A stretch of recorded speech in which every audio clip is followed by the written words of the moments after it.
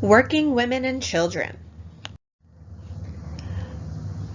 With corporations in America during the late 1800s and early 1900s, we're going to see that there's an abundance of jobs. But because corporations control so many of these jobs, they control the working conditions. And this can be a little problematic. We're seeing that the skill set required in America to be working in manufacturing is changing over time. If you took 1301, you'll remember it was more about artisans. A lot of times it was native-born artisans up until about like the 1890s, really. But then you get a lot of technology changing this. And we're seeing that mechanization occurs across the United States. And the thing is, technological innovation doesn't necessarily reduce employment during this time period because there's the birth of so many new industries, from things like steel to automobiles, electrical equipment, cigarettes, food canning, all kinds of machinery and tools and everything like that.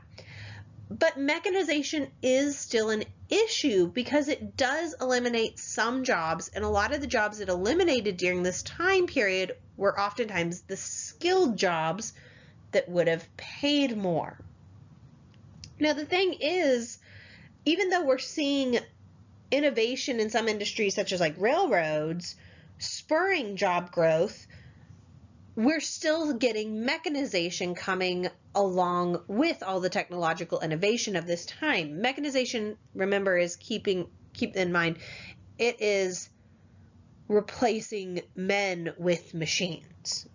So it really does go a lot hand in hand with technological innovation. The thing is, a lot of places mechanized not because they were trying to save money, which some places did mechanize to save money and get rid of workers and everything like that. But a lot of times there was just a lack of skilled workers in certain areas. And so a lot of industries had to mechanize. They didn't have another option. And then, of course, there is the saving of money because low-skilled workers, you have to pay less than skilled workers. And thus, if you mechanize the very skilled parts of the job, overall, you're not going to have to pay as much. And keep in mind, there's a lot of unskilled workers in the United States at this time, partly because of huge amounts of immigrants coming in.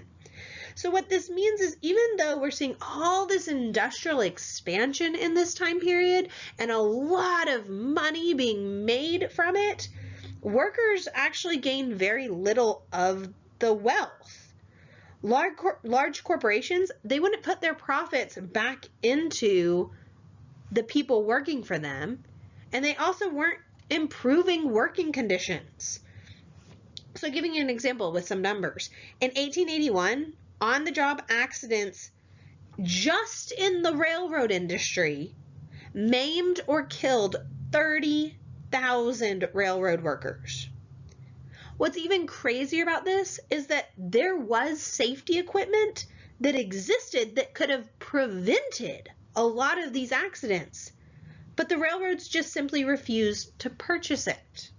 So injuries are commonplace, and it's not just in the railroad industry, in all industries to a certain extent. A lot of this is because workers might be careless from fatigue or long-term exposure to like temperatures of different work environments. Because typically workers would work somewhere between 10 hours to 12-hour shifts, depending on the industry, and most of the time it was about 6 days a week.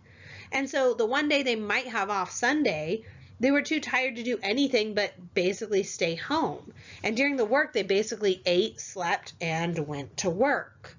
Now, what this also means is that a lot of workers have to live as close as possible to the factory that they work in, trying to, reduce the time and expense to get to work.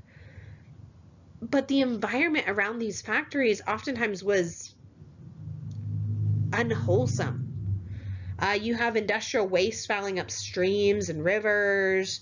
And this is like the big industries. If you go into like the small industries, a lot of times it was still these cramped working conditions that workers are squeezing into small, cramped, poorly ventilated, basically sweatshops. So the environment they're living around and working in, definitely not exemplary. Child labor also becomes even more common during this time period, especially in industries like the garment trade industry. A lot of industries that employed children would have been dangerous even for adults to work in. A great example of this would have been like the coal mines of Pennsylvania. Even if you were an adult working in this area, you would have been breathing in harmful coal dust all day. But now you have children doing it because they can squeeze into smaller places. When you look at like the silk mills of Pennsylvania, girls under 16 make up half the workforce there. And so it was a common sight to see girls there missing like fingers from accidents. By 1900, you do have some states passing legislation regulating child labor, but even if they did pass this kind of legislation, the enforcement of it was extremely lax. And a lot of times parents would just lie about their children's age because on some level they needed the income because they were being paid so poorly. Which brings us to women. The thing is, we're seeing an increase of women working after about 1870, and part of this is because they needed the income because of all the low wages for unskilled men. So actually, if you look at the time period of like 1870 to 1920, the number of women and children in the workforce more than doubles. This was really worrisome to reformers at this time, and we're going to start getting into like the progressive era a little bit more, and so we'll see more of the reform agenda later. But basically people were concerned that women working would impact family lives as well as women themselves. Keep in mind, it would impact family lives because if the woman's working and the man's working, then who is supervising the children? The other thing is employers paid women much less because they would cite that, oh, women are just working for supplemental money. They're not supposed to be the big earners in the family, and therefore we shouldn't have to pay them as much. Women would be frustrated by this, but they have no other option other than just quitting, and they needed that supplemental income to survive often. I'm giving you an example of just how big the wage gap was at this time. Men in one St. Louis factory made about $16 a week. Women in the same factory only made $4. Now you might be going, okay, how much does that, how much money is that in today's term? $20 in 1920, or I'm sorry, in 1900, $20 is the equivalent of $610 in 2020. So that's not like a small amount. That would mean if one man and one woman worked in that particular St. Louis factory, they're probably making the equivalent of like $70,000 today. So it's not terrible, but it's not great. And if you think about just one of them working, that becomes a lot worse. The thing is, women weren't just working for supplemental income. A lot of women were working for necessity. They were trying to make it on their own. In fact, 85% of women who worked were unmarried and under the age of 25. Over time, working options are going to open up for women, but they're still going to be paid low wages and have to work in these poor working conditions. We do see things like the introduction of the typewriter, changing office work, and this is seen as an acceptable way for women to earn money, but when they replaced a man, they only earned half of what he made. Now, this is still considered a clean work, an honorable work compared to things like factory work or sales work, but you can see there's a lot of issues all the same. When it comes to education, women are going to have an increasing number of graduates when it comes to like higher education, but there's still not a lot of co-educational colleges. But it's still a larger percentage of women attending college and gaining that higher education, but then they'd be a lot of times barred from specific positions like physician or attorney. In fact, by 1900, 95% of doctors in the United States are men. Women, on the other hand, were rarely permitted to pursue like doctoral degrees. Women were seen as having to be in clean occupations, which a lot of times really meant nursing occupations. And so this would be things like nursing, teaching, library work, social work. You even get protective legislation to keep women in these so-called clean occupations. On one hand, this protective legislation helped women not be overworked and overburdened. But the other thing is it really limited their ability to compete with men in other jobs. It restricted women because it really was about protecting men and letting them have the actual bargaining power. After all, remember, women at this time period are supposed to, care for the home and the family. Thus, if you were a single working woman, there was a lot of doubts about your actual virtue. You get all kinds of stories at this time of loose sales girls, flirtatious secretaries, easy factory workers, exposés about working girls descending into prostitution. And so the thing is, these kinds of stories are prevalent to the point that it actually encouraged sexual harassment in the workplace. And this sexual harassment was rarely punished. At the end of the day, women needed to get more education and more training to basically get paid more and compete effectively against men. But to get these things, women had to convince men that it was important for them to get that education and that training, but it's important for them as a role of the mother or the role of the wife, because that's their role in this society. To improve wages and working conditions, they had to support protective legislation that then ironically kept them from having the same opportunities men had. That being said, all of these issues are there, but women are still having a lot more opportunity ever since the Civil War. However, there's lots of concerns during this time with, women working. There's concerns about there's a huge growing number of impoverished workers, especially in the cities during the 1890s. We're seeing a widening gap between the rich and the poor. You can see here there's a lot of inadequate housing during this time period. A lot of urban slums lacked like ventilation and light. A great example of how bad it could be, if it was 90 degrees outside, which hopefully we all know how terrible that can be, it was about 115 degrees inside. That's how little ventilation there was. There was no enforcement of overcrowding because people were concerned if they didn't allow all these people to cram into these small tenement apartments, that people would go homeless. There's, like I said though, this gap is growing between the rich and the poor.